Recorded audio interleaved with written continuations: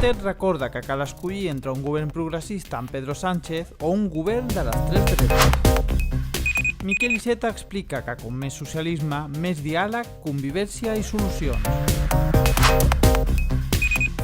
Jaume Collboni denuncia els incompliments del govern de Colau.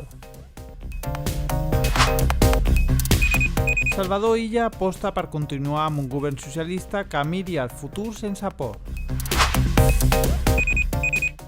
Eva Granados critica que la Generalitat no lluiti contra les desigualtats. Raúl Moreno demana al govern més autocrítica per la inacció amb la renda garantida.